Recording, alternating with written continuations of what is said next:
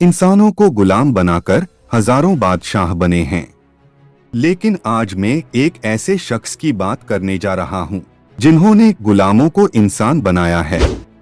जी हाँ दोस्तों, मैं बात कर रहा हूं समानता के प्रतीक कहे जाने वाले महापुरुष भारत रत्न डॉक्टर बाबा साहेब भीमराव अंबेडकर की, जिन्होंने इस देश का संविधान बनाया, गरीब, दलितों और महिलाओं को उनका हक दिलाया और समाज के उन सभी कुरीतियों को खत्म कर दिया जो इंसान के हित में नहीं थे। बाबा साहब का कहना था कि मैं ऐसे धर्म को मानता हूं जो स्वतंत्रता, समानता और भाईचारा सिखाता है।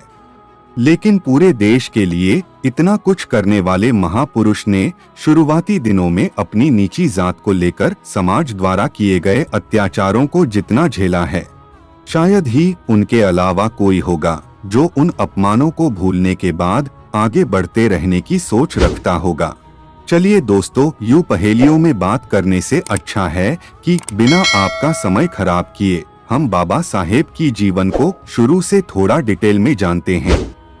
डॉक्टर भीमराव अंबेडकर का जन्म 14 अप्रैल 1891 को मध्य प्रदेश के इंदौर जिले में महू नाम के एक गांव में हुआ था। उनके पिता का नाम रामजी सतपाल था, जो भारतीय सेना में रहते हुए देश की सेवा करते थे और अपने अच्छे कार्यों की बदौलत सेना में सूबेदार के पद तक पहुंचे थे। और उनकी मां का नाम भीमाबाई था। राम जी शुरू से ही अपने बच्चों को पढ़ाई लिखाई और कड़ी मेहनत के लिए प्रोत्साहित करते थे, जिसकी वजह से अंबेडकर को पढ़ाई लिखाई का शौक बचपन से ही था। लेकिन वह एक महार जाति से ताल्लुक रखते थे, जिसे उस समय के लोग अछूत भी कहते थे। अछूत का मतलब यह था कि अगर इस नीची जात के लोगों द्वारा ऊंची जात की किसी भी वस्तु को छू दिया जाता तो उसे अपवित्र मान लिया जाता था और ऊंची जात के लोग उन चीजों को उपयोग में लाना पसंद नहीं करते थे। यहाँ तक कि नीची जात के बच्चे समाज की इस बेहद ही खराब सोच की वजह से पढ़ाई लिखाई के लिए स्कूल भी नहीं जा सकते थे। लेकिन सौभाग्य से सरकार ने सेना में काम कर रहे सभी कर्मचारियों के बच्चों के लिए एक विशेष स्कूल चलाई और इसी वजह से अंबेडकर की शुरुआती पढ़ाई पॉसिबल हो सकी। स्कूल की पढ़ाई लिखाई में अच्छे होने के बावजूद अंबेडकर और उनके साथ के सभी नीची जात के बच्चों को क्लास के बाहर या फिर क्लास के कोने में अलग बैठाया जाता था और वहाँ के टीचर भी उन पर थोड़ा भी ध्यान नहीं देते थे। सारी हदें तो इस बात से पार हो जाती है कि उन्हें पानी पीने के लिए नल तक को छूने की इजाजत नहीं थी। स्कूल का चपरासी आकर दूर से उसकी हाथों पर पानी डालता था और तब जाकर उन्हें पीने के लिए पानी मिलता था और चपरासी के ना होने पर उन्हें बिना पानी के ही प्यासे रहना पड़ता था। दोस्तों, अब आप खुद ही सोच सकते हैं कि ऐसे समाज में कौन सा बच्चा स्कूल जाना पसंद करेगा और अगर चला भी गया तो कितने दिनों तक वह वहां रुक पाएगा।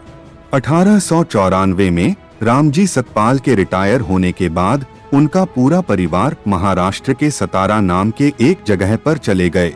लेकिन सतारा आने के केवल 2 साल के बाद अंबेडकर की मां की मृत्यु हो गई, जिसके बाद उनकी बुआ मीराबाई ने कठिन परिस्थितियों में उनकी देखभाल की।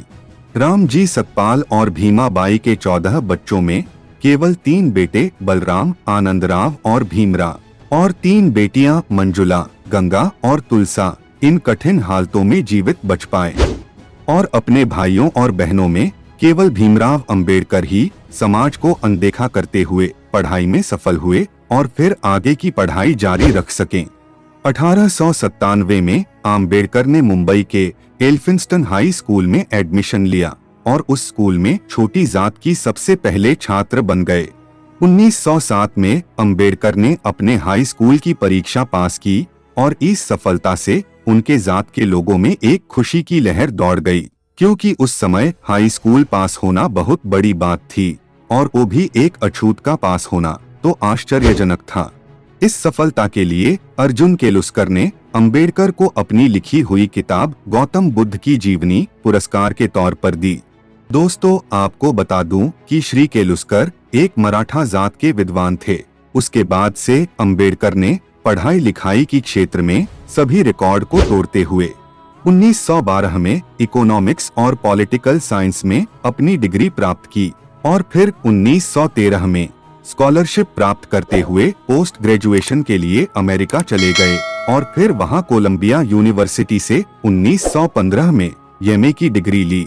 फिर अगले ही साल 1916 में उन्हें उनके एक रिसर्च के लिए पीएचडी से सम्मानित किया गया।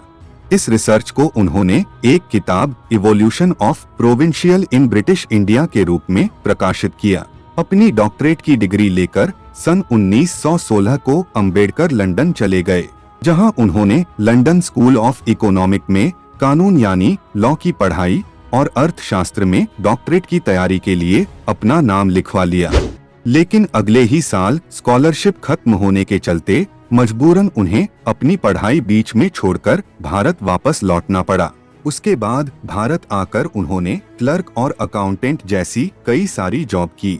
फिर 1920 में अपने बचाए हुए पैसे और दोस्त की मदद से फिर से इंग्लैंड चले गए, जहां 1923 में उन्होंने अपना research problem of the rupee या हिंदी में कहें तो रुपए की समस्या को पूरा किया और फिर उन्हें लंदन यूनिवर्सिटी द्वारा डॉक्टर ऑफ साइंस की उपाधि दी गई। उसके बाद से उन्होंने अपना पूरा जीवन समाज की सेवा में झोंक दिया। वह भारत के स्वतंत्रता के कई सारे अभियानों में शामिल हुए। दलितों की सामाजिक आजादी और भारत को एक स्वतंत्र राष्ट्र बनाने के लिए उन्होंने बहुत सारी किताबें भी लिखी, जो पूरे समाज में बहुत ही प्रभावशाली साबित हुई। 1926 में वो बम्बई विधानसभा परिषद के सदस्य बन गए। 13 अक्टूबर 1935 को अंबेडकर को सरकारी लॉ कॉलेज का प्रिंसिपल बनाया गया और इस पोस्ट पर उन्होंने 2 सालों तक काम किया। 1936 में अंबेडकर ने स्वतंत्र लेबर पार्टी की स्थापना की, जो 1937 में केंद्रीय विधानसभा चुनाव में लड़ी और 15 सीटें जीती। 1941 और 1945 के बीच में उन्होंने बहुत सारी विवादित किताबें प्रकाशित की, जिसमें थॉट्स ऑन पाकिस्तान भी शामिल है। इस किताब में मुसलमानों के लिए एक अलग देश पाकिस्तान बनाने की मांग का उन्होंने जमकर विरोध किया था। अंबेडकर का भारत को देखने का नजरिया बिल्कुल ही अलग था। वह पूरे देश को बिना अलग हुए देखना चाहते थे। इसीलिए उन्होंने भारत की टुकड़े करने वाले नेताओं के नीतियों का जमकर आलोचना किया।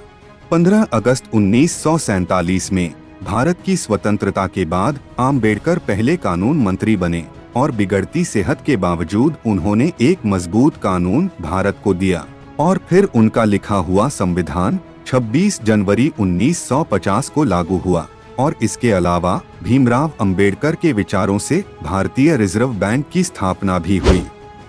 आखिरकार राजनैतिक मुद्दों से जूझते हुए अंबेडकर का स्वास्थ्य दिन भर दिन खराब होता चला गया और फिर 6 दिसंबर 1956 को उन्होंने इस दुनिया को अलविदा कह दिया। लेकिन दोस्तों, इसके पहले उन्होंने समाज की सोच को काफी हद तक बदल दी। गरीब, दलितों और महिलाओं को उनका हक दिलाया और हमारे देश के लिए इतना कुछ किया कि उनके एहसानों को हम शब्दों में बयान नहीं कर सकते। आपका अमूल्य समय देने के लिए बहुत बहुत धन्यवाद। इस वीडियो को लाइक करके आप हमारा मनोबल बढ़ा सकते हैं। दोस्तों, अगर आप हमारे वीडियो को मिस नहीं करना चाहते हैं तो कृपया चैनल को सब्सक्राइब कर ले। आपको यह कहानी कैसी लगी हमें कमेंट करके जरूर बताएं। जय हिंद, जय भीम, जय संविधान।